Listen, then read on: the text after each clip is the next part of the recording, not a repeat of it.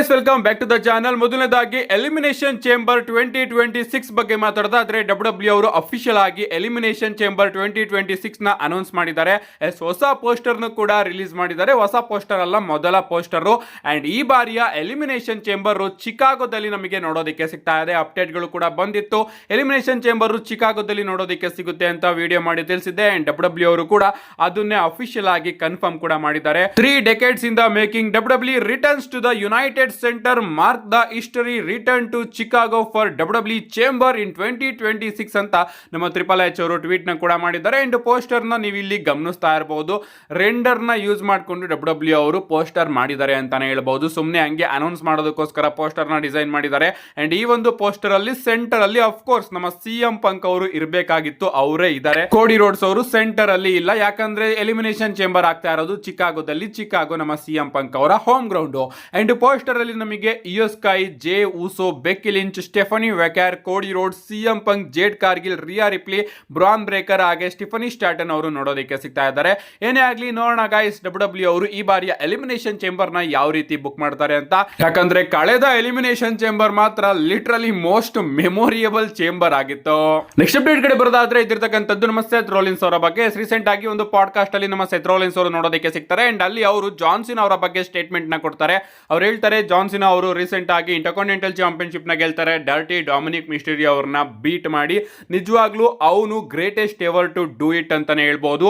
And ನೀವು John ಸಿನಾ ಅವ್ರನ್ನ ಯಾರ ಜೊತೆನೆ ಕಂಪೇರ್ ಮಾಡಿ, ರಾಕ್ ಜೊತೆ ಕಂಪೇರ್ ಮಾಡಿ, ರಿಕ್ ಫ್ಲೇಯರ್ ಅವರ ಜೊತೆ ಕಂಪೇರ್ ಮಾಡಿ, ಸ್ಟಾಂಗ್ ಕೋಲ್ಡ್ ಸ್ಟೀವ್ ಆಸ್ಟನ್ ಅವರ ಜೊತೆನೆ ಕಂಪೇರ್ ಮಾಡಿ, ಅವರೆಲ್ಲರಿಗಿಂತನೂ ಕೂಡ ಜಾನ್ ಸಿನಾ ಅವರು ಟಾಪ್ ಅಲ್ಲಿ ಇದ್ದೇ ಇರ್ತಾರೆ. ಅಂಡ್ ಜಾನ್ ಸಿನಾ ನನಗೆ ಒಳ್ಳೆಯ ಫ್ರೆಂಡು, ನನ್ನ ಮೆಂಟೋರು, ನನ್ನ ಡ್ಯೂಡು. ನಿಜವಾಗ್ಲೂ ಅವನ ಕರಿಯರ್ ತುಂಬಾನೇ ಅದ್ಭುತವಾಗಿತ್ತು. ಅಂಡ್ ಆಡ್ಸ್ ಆಫ್ ನಿನಗೆ ಅಂತ ನಮ್ಮ ಸೆತ್ ರೋಲಿನ್ಸ್ ಅವರು ಮಾತಾಡ್ತಾ, ಜಾನ್ ಸಿನಾ ಹಾಗೆ ನಾನು ಯಾವತ್ತೂ ಕೂಡ ಟ್ಯಾಗ್ ಟೀಮ್ ಅಲ್ಲಿ ವರ್ಕ್ ಮಾಡಿಲ್ಲ. ಒಂದು ಲೈವ್ ಇವೆಂಟ್ ಅಲ್ಲಿ ಟ್ಯಾಗ್ ಟೀಮ್ ಅಲ್ಲಿ ವರ್ಕ್ ಮಾಡಿದ್ವು, ಅದು ಕೂಡ ಇಂಡಿಯಾದಲ್ಲಿ. ಅಂಡ್ ನಿಜವಾಗ್ಲೂ ಇಂಡಿಯಾ ಕ್ರೌಡ್ ಸಿಕ್ಕಾಪಟ್ಟೆ ಲೌಡೆಸ್ಟ್ ಕ್ರೌಡ್ ನನ್ನ ಪ್ರಕಾರ. ನನಗಂತೂ ಆ ಒಂದು ಕ್ರೌಡ್ ಸಿಕ್ಕಾಪಟ್ಟೆ ಇಷ್ಟ. ಅಂಡ್ ಅಲ್ಲಿ ಮಾತ್ರ ನಾವಿಬ್ರು ಕೂಡ ಟ್ಯಾಗ್ ಟೀಮ್ ಅಲ್ಲಿ ವರ್ಕ್ ಮಾಡಿದ್ದು. ಅದನ್ನ ಬಿಟ್ರೆ ನಾವಿಬ್ರು ಕೂಡ ಅಪೋನೆಂಟ್ಸ್ ಆಗಿ ಇದೀವಿ. ಅಂಡ್ ಆದ್ರೂ ಕೂಡ ನನಗೆ ಜಾನ್ ಸಿನಾ ಅವರ ಮೇಲೆ ತುಂಬಾನೇ ರೆಸ್ಪೆಕ್ಟ್ ಇದೆ. ನನ್ನ ಡ್ಯೂಡು, ನನ್ನ ಬೆಸ್ಟ್ ಫ್ರೆಂಡ್, ನನ್ನ ಮೆಂಟೋರು, ಆಡ್ಸ್ ಆಫ್ ಅಂತ ನಮ್ಮ ಸೆತ್ ರೋಲಿನ್ಸ್ ಅವರು ಜಾನ್ ಸಿನಾ ಅವ್ರನ್ನ ಹೊಗಳಿದ್ದಾರೆ. ನೆಕ್ಸ್ಟ್ ಅಪ್ಡೇಟ್ ಕಡೆ ಬರೋದಾದ್ರೆ ಇದಿರ್ತಕ್ಕಂಥದ್ದು ನಮ್ಮ ಬಿಯಾಂಕಾ ಬೆಲೇರ್ ಅವರ ಬಗ್ಗೆ. ನಿಮಗೆ ಗೊತ್ತಿರಬಹುದು, ಬಿಯಾಂಕಾ ಬೆಲೇರ್ ಅವರಿಗೆ ಇಂಜುರಿ ಆಗಿದೆ. ಅದಕ್ಕೋಸ್ಕರ ಅವರು ಈಗ ಡಬ್ಲ್ಯೂ ಕಂಪನಿಯಿಂದ ಹೊರಗಡೆ ಇದ್ದಾರೆ. ಬಟ್ ಬಿಯಾಂಕಾ ಬೆಲೇರ್ ಅವರಿಗೆ ಇಂಜುರಿ ಆಗಿರ್ತಕ್ಕಂಥದ್ದು ಫಿಂಗರ್ ಇಂಜುರಿ. ಅಂಡ್ ಅದರಿಂದನೇ ಅವರು 6 ತಿಂಗಳಾಯ್ತು ಗುರು ಡಬ್ಲ್ಯೂ ಅಲ್ಲಿ ನಮಗೆ ನೋಡೋದಕ್ಕೆ ಸಿಕ್ಕಿಲ್ಲ ಅಂತ ಒಂದು ವಿಡಿಯೋದಲ್ಲಿ ನಾನು ನಿಮಗೆ ತಿಳಿಸಿದ್ದೆ. ಅಂಡ್ ಈಗ ನಮ್ಮ ಬಿಯಾಂಕಾ ಬೆಲೇರ್ ಅವರು ಒಂದು ಶೋಗೆ ಬಂದಿರ್ತಾರೆ. ಅಂಡ್ ಅಲ್ಲಿ ಅವರು ತನ್ನ ಇಂಜುರಿ ಬಗ್ಗೆ ಅಪ್ಡೇಟ್ ನ ಕೊಡ್ತಾರೆ. ಅವರ ನಕಲ್ಸ್ ಗಳ 2 ಬೋನ್ ಕೂಡ ಮುರಿದಿದೆಯಂತೆ. ಫಿಂಗರ್ ನ 2 ಬೋನ್ ಕೂಡ ಮುರಿದಿದೆಯಂತೆ. ಲಿಟರಲಿ ಯಾವಾಗ ಆಯ್ತು ಅಂತಾನೂ ಕೂಡ ಅವರು ಹೇಳ್ತಾರೆ. ಅವ್ರು ಹೇಳ್ತಾರೆ, ರಸಲ್ ಮೇನಿಯಾದಲ್ಲಿ ನಾನು ಇಯೋಸ್ಕೈ ಹಾಗೆ ರಿಯಾ ರಿಪ್ಲಿ ಅವ್ರನ್ನ ಫೇಸ್ ಮಾಡ್ತಾ ಇದ್ದೆ. ಅಂಡ್ ಆಗ ನಾವೆಲ್ಲರೂ ಕೂಡ ಟಾಪ್ ರೋಪ್ ಮೇಲೆ ಇದ್ವಿ. ಅಂಡ್ ಅಲ್ಲಿಂದ ಜಂಪ್ ಮಾಡಬೇಕಾದ್ರೆ ರಿಯಾ ರಿಪ್ಲಿ ಅವರು ಡೈರೆಕ್ಟ್ ಆಗಿ ನನ್ನ ಕೈ ಮೇಲೆ ಲ್ಯಾಂಡ್ ಆದ್ರು. ಅಂಡ್ ಅಲ್ಲಿ ನನ್ನ ಬೆರಳುಗಳು ಮುರಿದೋಯ್ತು. ನಾನಾಗ ಅನ್ಕೊಂಡೆ ಇದು ಒಂದು 8 ರಿಂದ 12 ವಾರದಲ್ಲಿ ಸರಿಯಾಗುತ್ತೆ ಅಂತ. ಬಟ್ ಈಗ 6 ತಿಂಗಳಾಗಿದೆ, ಇನ್ನೂ ಕೂಡ ಇದು ಸರಿಯಾಗಿಲ್ಲ. ಸೊ ನಿಜವಾಗ್ಲೂ ತುಂಬಾನೇ ಬೇಜಾರಾಗುತ್ತೆ. ಆಸ್ ಎ ರೆಸ್ಲರ್ ಆಗಿ ನನ್ನ ಬಾಡಿಯಲ್ಲಿ ಇಂಜುರಿನ ಇಟ್ಕೊಂಡು ಓಡಾಡೋದು. ಏನೇ ಆಗ್ಲಿ ಆದಷ್ಟು ಬೇಗ ನಾನು ರಿಟರ್ನ್ ಆಗ್ತೀನಿ ಅಂತ ಅನ್ಸುತ್ತೆ ಅಂತ ನಮ್ಮ ಬಿಯಾಂಕಾ ಬೆಲೇರ್ ಅವರು ರಿಯಾಕ್ಷನ್ ಕೊಟ್ಟಿದ್ದಾರೆ. ಏನೇ ಆಗ್ಲಿ ಗೈಸ್, ಫಿಂಗರ್ ಇಂಜುರಿ ಸಿಕ್ಕಾಪಟ್ಟೆ ಡೀಪ್ ಆಗಿ ಹೋಗಿದೆ ಅಂತ ಅನ್ಕೋತೀನಿ. ಯಾಕಂದ್ರೆ ಅವರ ಬೆರಳು ಇನ್ನೂ ಕೂಡ ಊದಿದೆ. ಕಾದ್ ನೋಡೋಣ ಇವರ ರಿಟರ್ನ್ ಯಾವಾಗ ನೋಡೋದಕ್ಕೆ ಸಿಗುತ್ತೆ ಅಂತ. ನೆಕ್ಸ್ಟ್ ಅಪ್ಡೇಟ್ ಕಡೆ ಬರೋದಾದ್ರೆ ಇದಿರ್ತಕ್ಕಂಥದ್ದು ನಮ್ಮ ಸಿಎಂ ಪಂಕ್ ಹಾಗೆ ಟ್ರೈಬಲ್ ಚೀಫ್ ರೋಮನ್ ರೈನ್ಸ್ ಅವರ ಬಗ್ಗೆ. ಲಿಟರಲಿ ನಿಮ್ಗೆ ಗೊತ್ತಿರಬಹುದು, ಓದ್ ವಿಡಿಯೋದಲ್ಲಿ ನಾನು ನಿಮ್ಗೆ ತಿಳಿಸಿದ್ದೆ, ಸಿಎಂ ಪಂಕ್ ಹಾಗೆ ರೋಮನ್ ರೈನ್ಸ್ ಅವರು ಒಂದು ಮೂವಿಯಲ್ಲಿ ಟ್ಯಾಗ್ ಟೀಮ್ ಆಗಿ ವರ್ಕ್ ಮಾಡ್ತಾ ಇದ್ದಾರೆ. ಅಂಡ್ ಆ ಒಂದು ಮೂವಿಯಲ್ಲಿ 2 ಜೀಬ್ರಾ ಕ್ಯಾರೆಕ್ಟರ್ ಗಳಿಗೆ ರೋಮನ್ ರೈನ್ಸ್ ಹಾಗೆ ಸಿಎಂ ಪಂಕ್ ಅವರು ವಾಯ್ಸ್ ನ ಕೊಡ್ತಾ ಇದ್ದಾರೆ ಅಂತ. ಅಂಡ್ ಈಗ ಅದರ ಕ್ಲಿಪ್ ಕೂಡ ಶೇರ್ ಮಾಡ್ಕೊಂಡಿದ್ದಾರೆ. ಲಿಟರಲಿ ಇವರಿಬ್ರು ಕೂಡ ಕಿರ್ಚಾಡ್ತಾ ಇದ್ದಾರೆ, ಐ ಆಮ್ ಜೀಬ್ರಾ ಅಂತ.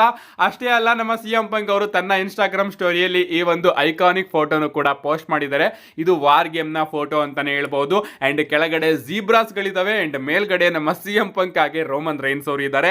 ನಿಜವಾಗ್ಲೂ ಆ ಒಂದು ಟೈಮ್ ಅಲ್ಲಿ ಆ ಒಂದು ಮೂಮೆಂಟ್ ಸಿಕ್ಕಾಪಟ್ಟೆ ವೈರಲ್ ಆಗಿತ್ತು. ನಿಮಗೂ ಕೂಡ ಗೊತ್ತಿರಬಹುದು, ಇನ್ಸ್ಟಾಗ್ರಾಮ್ ಅಲ್ಲಿ 100 ಮಿಲಿಯನ್ ಗಿಂತ ಜಾಸ್ತಿ ವ್ಯೂಸ್ ಹೋಗಿತ್ತು ಈ ಒಂದು ಕ್ಲಿಪ್ಪಿಗೆ. ನಮ್ಮ ನೆಕ್ಸ್ಟ್ ಅಪ್ಡೇಟ್ ಕಡೆ ಬರೋದಾದ್ರೆ ಇದಿರ್ತಕ್ಕಂಥದ್ದು Y2J ಕ್ರಿಸ್ ಜೆರಿಕೋ ಅವರ ಬಗ್ಗೆ. ನಿಮಗೆ ಗೊತ್ತಿರಬಹುದು, ಕ್ರಿಸ್ ಜೆರಿಕೋ ಅವರ ಕಾಂಟ್ರಾಕ್ಟ್ AEW ಕಂಪನಿಯಲ್ಲಿ ಇನ್ನೇನು ಎಕ್ಸ್ಪೈರ್ ಆಗ್ತಾ ಇದೆ. ಅಂಡ್ ಅವರು ಡಬ್ಲ್ಯೂ ಗೆ ರಿಟರ್ನ್ ಆಗ್ತಾರೆ ಅಂತ ಸಿಕ್ಕಾಪಟ್ಟೆ ಅಪ್ಡೇಟ್ ಗಳು ಹಾಗೆ ಟೀಸರ್ಸ್ ಗಳು ಕೂಡ ಬರ್ತಾನೆ ಇದೆ. ನಮ್ಮ Y2J ಕ್ರಿಸ್ ಜೆರಿಕೋ ಅವರು ಕೂಡ ಇನ್ಸ್ಟಾಗ್ರಾಮ್ ಅಲ್ಲಿ ಟೀಸ್ ನ ಕೊಡ್ತಾನೆ ಇರ್ತಾರೆ. ಅಂಡ್ ಈಗ ಅವರು ಇನ್ನ ಒಂದು ದೊಡ್ಡ ಟೀಸ್ ನ ಕೊಟ್ಟಿದ್ದಾರೆ. ರೀಸೆಂಟ್ ಆಗಿ ಒಂದು ಪಾಡ್ಕಾಸ್ಟ್ ಅಲ್ಲಿ ನಮ್ಮ ಕ್ರಿಸ್ ಜೆರಿಕೋ ಅವರು TNA ನ ಸೆಕೆಂಡ್ ಬಿಗ್ಗೆಸ್ಟ್ ಕಂಪನಿ ಅಂತ ಹೋಗ್ಲಿದ್ದಾರೆ. Yes, first biggest company of course WWE, but ಈಗ ನಮ್ಮ ಕ್ರಿಸ್ ಜೆರಿಕೋ ಅವರು TNA ನ ಸೆಕೆಂಡ್ ಬಿಗ್ಗೆಸ್ಟ್ ಕಂಪನಿ ಅಂತ ಹೊಗಳುತ್ತಿರೋದನ್ನ ನೋಡಿದ್ರೆ ಅವ್ರ ಪ್ರಕಾರ AEW ಕಂಪನಿ TNA ಗಿಂತ ಕೆಳಗಡೆ ಇದೆ. ಎಸ್, ಯಾವ ಕಂಪನಿಯಲ್ಲಿ ನಮ್ಮ ಕ್ರಿಸ್ ಜೆರಿಕೋ ಇದಾರೋ ಆ ಕಂಪನಿನೇ ನಮ್ಮ ಕ್ರಿಸ್ ಜೆರಿಕೋ ಅವರು ನಂಬರ್ 2 ಅಲ್ಲಿ ಇಡ್ತಾ ಇಲ್ಲ. ಲಿಟರಲಿ ಅವರು ಸ್ಟಾರ್ಟಿಂಗು AEW ಕಂಪನಿಗೆ ಹೋದಾಗ WWE ಕಂಪನಿನ AEW 100% ಬೀಟ್ ಮಾಡುತ್ತೆ ಅಂತೆಲ್ಲ ಸ್ಟೇಟ್ಮೆಂಟ್ ನ ಕೊಟ್ಟಿದ್ರು. ಬಟ್ ಈಗ ಅವ್ರಿಗೂ ಕೂಡ ಗೊತ್ತಾಗಿದೆ ನನ್ನ ಕಾಂಟ್ರಾಕ್ಟ್ ಇಲ್ಲಿ ಮುಗಿತಾ ಇದೆ, ನಾನು WWE ಗೆ ರಿಟರ್ನ್ ಆಗಬೇಕು ಅಂತ. ಅಂಡ್ ಅದಕ್ಕೋಸ್ಕರ ಅವರು AEW ಕಂಪನಿನ ಕೆಳಗಡೆ ಇಡ್ತಾ ಹೋಗ್ತಾ ಇದ್ದಾರೆ ಅಂಡ್ TNA ನ ಮೇಲ್ಗಡೆ ತಗೊಂಡು ಬರ್ತಾ ಇದ್ದಾರೆ. ಸೊ ಆದಷ್ಟು ಬೇಗ ನಮಗೆ ಕ್ರಿಸ್ ಜೆರಿಕೋ ಅವರ ರಿಟರ್ನ್ WWE ಅಲ್ಲಿ ನೋಡೋದಕ್ಕೆ ಸಿಗುತ್ತೆ. ನಮ್ಮ ನೆಕ್ಸ್ಟ್ ಅಂಡ್ ಫೈನಲ್ ಅಪ್ಡೇಟ್ ಕಡೆ ಬರೋದಾದ್ರೆ ಇದಿರ್ತಕ್ಕಂಥದ್ದು ನಮ್ಮ ಜಾನ್ ಮಾಕ್ಸ್ಲಿ ಅವರ ರಿಟರ್ನ್ ಬಗ್ಗೆ. ಎಸ್, ನಿಮಗೆ ಗೊತ್ತಿರಬಹುದು ಜಾನ್ ಮಾಕ್ಸ್ಲಿ ಅವರು ಈಗ ಸದ್ಯಕ್ಕೆ WWE ಅಲ್ಲಿ ಕಳೆದ ಟೈಮ್ ಗಿಂತ ಜಾಸ್ತಿ ಟೈಮು AEW ಕಂಪನಿಯಲ್ಲೇ ಕಳೆದಿದ್ದಾರೆ ಅಂಡ್ ಅವರ ಕಾಂಟ್ರಾಕ್ಟ್ 2027ರಲ್ಲಿ ಎಕ್ಸ್ಪೈರ್ ಆಗ್ತಾ ಇದೆ. ಅಂಡ್ ರೀಸೆಂಟ್ ಆಗಿ ನಮ್ಮ ಬುಲ್ಲಿ ರೇ ಅವರು ಜಾನ್ ಮಾಕ್ಸ್ಲಿ ಅವರ ಬಗ್ಗೆ ಸ್ಟೇಟ್ಮೆಂಟ್ ನ ಕೊಡ್ತಾ ಹೇಳ್ತಾರೆ 100% ಜಾನ್ ಮಾಕ್ಸ್ಲಿ ಅವರು ನೆಕ್ಸ್ಟ್ ನಮಗೆ ಆದಷ್ಟು ಬೇಗ ಅವರ ಕಾಂಟ್ರಾಕ್ಟ್ AEW ಕಂಪನಿಯಲ್ಲಿ ಮುಗಿದ ಕೂಡಲೇ WWE ಕಂಪನಿಯಲ್ಲಿ ನೋಡೋದಕ್ಕೆ ಸಿಗ್ತಾರೆ. ಯಾಕಂದ್ರೆ ಈ ಬಾರಿ WWE ಕಂಪನಿಯವರು ಜಾನ್ ಮಾಕ್ಸ್ಲಿಗೆ ಬಹಳಷ್ಟು ಅಮೌಂಟ್ ನ ಆಫರ್ ಮಾಡೇ ಮಾಡ್ತಾರೆ ಅಂಡ್ ಆ ದುಡ್ಡಿಗೋಸ್ಕರನಾದ್ರೂ ಜಾನ್ ಮಾಕ್ಸ್ಲಿ ಅವರು AEW ಕಂಪನಿನ ಬಿಟ್ಟು WWE ಗೆ ಬರ್ತಾರೆ ಅಂತ ನಮ್ಮ ಬುಲ್ಲಿ ರೇ ಅವರು ಒಂದು ಸ್ಟೇಟ್ಮೆಂಟ್ ನ ಕೊಟ್ಟಿದ್ದಾರೆ. ಅಫ್ಕೋರ್ಸ್ ನಮ್ಮ ಬುಲ್ಲಿ ರೇ ಅವರು ಹೇಳಿದ್ದಾರೆ ಅಂದ್ರೆ ಇದ್ರ ಬಗ್ಗೆ ಸ್ವಲ್ಪ ನಾವು ಗಮನನ ಹರಿಸಲೇಬೇಕು. ಕಾದ್ ನೋಡೋಣ ಗೈಸ್. ಒಟ್ಟಿನಲ್ಲಿ 2027ರ ರಸಲ್ ಮೇನಿಯಾ ಸೌದಿ ಅರೇಬಿಯಾದಲ್ಲಿ ಆಗ್ತಾ ಇದೆ. ಈ ಕಡೆ ನಮ್ಮ ಡೀನ್ ಎಂಬ್ರೋಸ್ ಅವರ ಕಾಂಟ್ರಾಕ್ಟ್ ಕೂಡ AEW ಕಂಪನಿಯಿಂದ ಮುಗ್ದೋಗ್ತಾ ಇದೆ. ಅಷ್ಟೊತ್ತಿಗೆ ಏನಾದ್ರೂ WWE ಅವರು ಜಾನ್ ಮಾಕ್ಸ್ಲಿ ಅವ್ರನ್ನ ಕರ್ಕೊಂಡು ಬರ್ತಾರಾ, ಡೀನ್ ಎಂಬ್ರೋಸ್ ಅವರು ಫೈನಲಿ WWE ಗೆ ರಿಟರ್ನ್ ಆಗ್ತಾರ ಅಂತ ಕಾದ್ ನೋಡಬೇಕು. ಲಿಟರಲಿ ಆ ಒಂದು ರಿಟರ್ನಿಗಂತೂ ನಾನು ಸಿಕ್ಕಾಪಟ್ಟೆ ವೆಯ್ಟ್ ಮಾಡ್ತಾ ಇದ್ದೀನಿ.